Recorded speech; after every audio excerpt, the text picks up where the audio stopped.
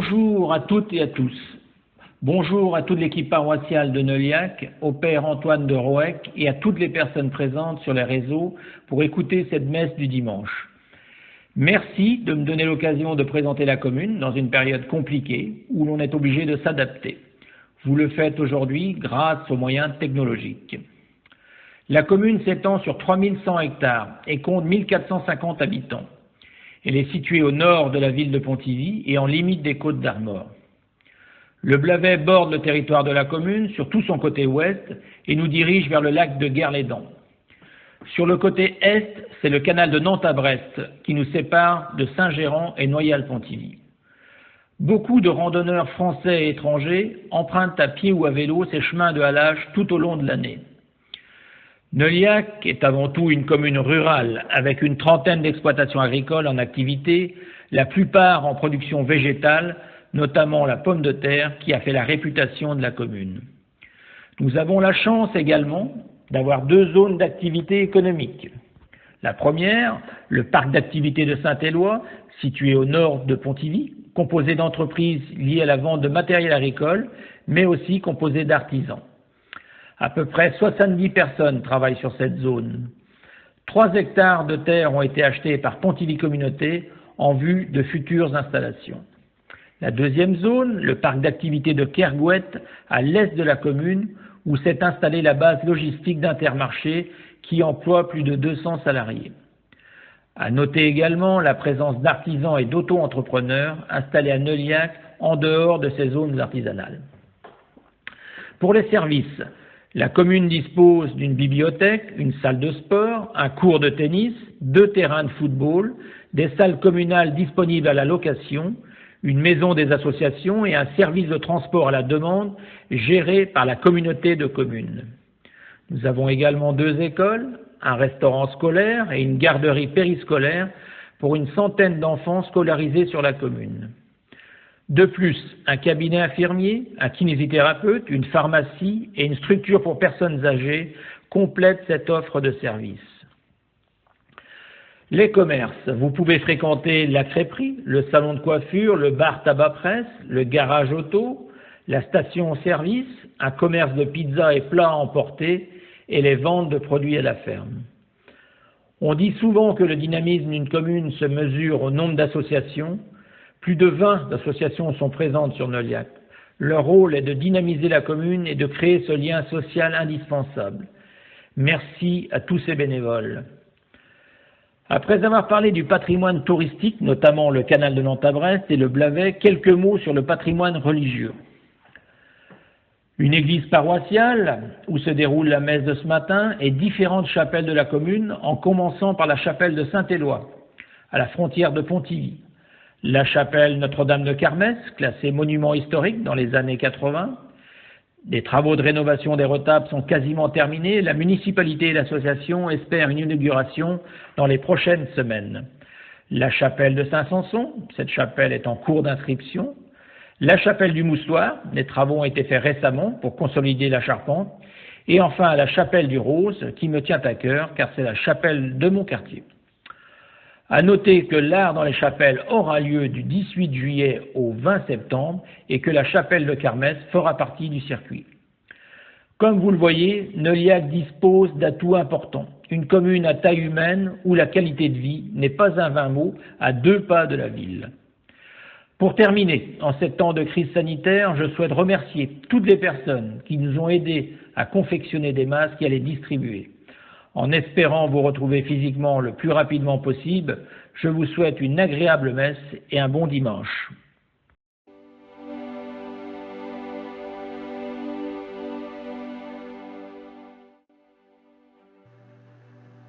On ne peut pas historiquement parler de la paroisse sans faire allusion à ses origines. Après l'arrivée en Bretagne des missionnaires celtes entre le IVe et le VIe siècle, il a fallu attendre le 8e ou le 10e siècle pour que le Neuliac s'organise en paroisse. Elle dépendait alors de l'ancien évêché de Quimper, encore Noailles, avec ses 2 trèves de Kergrist et Émonstoir. Les limites de son territoire allaient jusqu'aux portes de Saint-Géran et de Pontivy. Saint-Drédéno et Toulboubou faisaient partie de la paroisse. Après les troubles graves de la Révolution, Elle a été séparée de ces deux trèves pour être rattachée au diocèse de Vannes. Après bien des tractations, la commune sera par la suite amputée d'une bonne partie de son territoire au profit de Saint-Géran et de Pontivy, avant de devenir le territoire que nous connaissons, communes et paroisses confondues. Noliac possède un riche patrimoine trop souvent méconnu des habitants et des paroissiens. Il faudrait des heures pour en faire le tour, mais regardons simplement quelques éléments importants. Commençons par le patrimoine qui jalonne le territoire de la commune. Nous avons un patrimoine religieux très riche dont l'élément principal sont les 5 chapelles. Commençons par la plus connue et sans aucun doute la plus ornée, la chapelle de Retable. Tout a été refait au long de l'année passée. Dans cette chapelle, qui a plus de 500 ans, le tour massif porte la date de 1521. On honore la Sainte Vierge. Elle trône déjà au chevet de l'église une Vierge assise comme c'est courant dans les représentations locales rappelant Notre-Dame de Joie. Où le goisé au-dedans, on contemple la voûte qui égrène les mystères du rosaire. Ils ont été peints par la Palme, artiste espagnol au début du XVIIIe siècle. À la sacristie, les ambris peints qui racontent la vie de Sainte Catherine d'Alexandrie, datant de la fin du XVe siècle. Ils ont été découverts en 1983 au-dessus des lambris actuels qui habillent la voûte de la chapelle. Sur le territoire de la commune, nous avons encore 4 chapelles. Saint-Samson, qui elle aussi est restaurée au fur et à mesure. Saint-Éloi sur la route venant de Pontivy.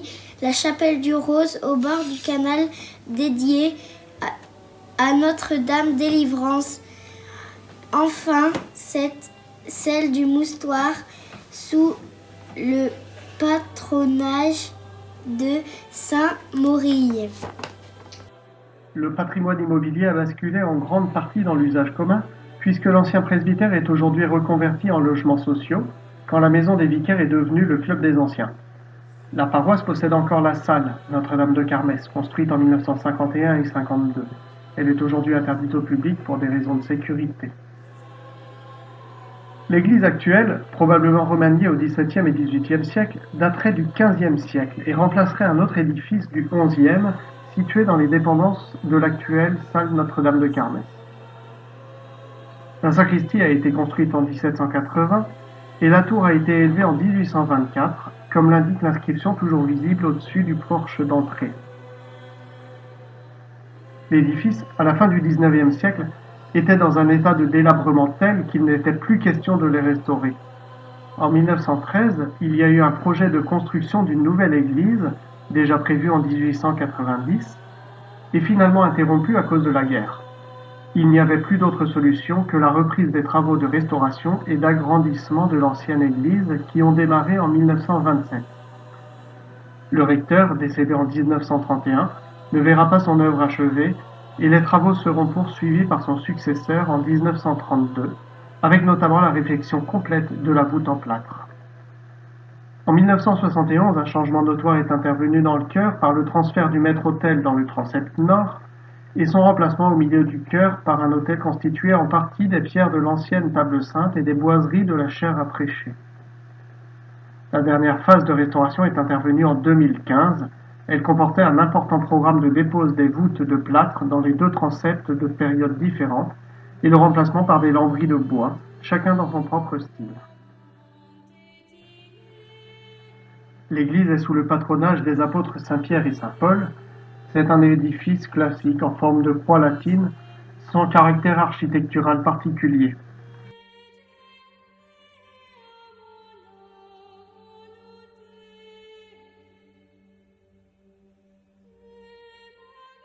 Le fond du chœur, ou le chevet datant du XVIIIe siècle, comprend 5 panneaux peints. 2 peintures sur bois aux extérieurs représentant Saint Joseph et Sainte Françoise romaine. Les 3 du centre sont peints sur toile et montrant la crucifixion avec la Sainte Vierge et Saint Jean. Au sommet figure une magnifique mosaïque du Christ ressuscité, trône au-dessus des 2 saints patrons de la paroisse, Saint-Pierre et Saint-Paul. Sur les côtés du chœur, on trouvera d'autres panneaux de bois peints qui portent l'image de Saint Boniface, Saint Jean, Saint Matthieu et enfin le père jésuite breton Julien Maunoir. Avant de quitter le chœur, on ne peut pas manquer de regarder cette superbe statue de la Sainte Vierge, datant probablement du XVe siècle et restaurée en 1965. Les autels latéraux sont dédiés l'un au rosaire et l'autre initialement à Saint-Nicolas, puis au Sacré-Cœur de Jésus. 2 retables du XVIIe siècle habillent les chapelles latérales. Le premier au sud est orné d'une riche toile peinte représentant le rosaire. On y voit la Sainte Vierge en gloire avec Saint Dominique et le chien tenant en sa gueule une torche enflammée qui rappelle ainsi le songe que la mère de Dieu, Dominicanès, et il mettrait le feu au monde. Au nord, le retable contient une rutilante mosaïque et représentant l'apparition du Sacré-Cœur de Jésus à Sainte Marie-Marguerite, faisant un écho direct à la mosaïque se trouvant dans la chapelle de la Visitation de Paray-le-Monial. Les retables sont ornés de sculptures. Si nous regardons les vitraux, remarquons celui du transept sud, qui représente la statue de Notre-Dame de Carmès, soutenue par 2 hommes et 2 femmes en costume breton du pays. On peut encore identifier de nos jours ces personnages. Un appendice au nord de l'église est le baptistère avec sa cuve de granit polygonale, son beau vitrail représentant le baptême de Jésus et sa statue de Saint Jean-Baptiste. La paroisse conserve de belles pièces importantes pour soutenir la foi des fidèles. Pensons par exemple aux confessionnaux, lieu de l'accueil de la miséricorde divine, où regardons le beau reliquaire dans lequel est conservée la relique de Saint-Pierre. On aime Saint-Pierre et l'Église universelle. Ici, la mosaïque de Saint-Pierre de Rome nous rappelle cet attachement. Curiosité un peu particulière. Les 2 coffres de fabrique conservés à l'église dans la chapelle du sud constituent un ensemble rare qui abritait les archives, les fonds de l'orfèvrerie de la paroisse qui était chargée d'administrer le conseil de fabrique. Enfin, si nous montions au clocher, nous verrions les cloches. 3 grandes cloches qui résonnent avec puissance au long de nos journées et qui annoncent les joies de nos paroisses comme les peines. Les 2 premières, Marie-Thérèse, 1047 kg, et Marie-Françoise, 733 kg, ont été bénies solennellement en 1879 par Monseigneur Bessel. La 3e, Suzanne Jeanne Marie, a été refondu et béni en 1948 par Monseigneur Le Bellec. À l'occasion, il a été chanté le cantique en breton composé pour la circonstance par le recteur Le Dorz, Sonnette Cléère Neuliègue.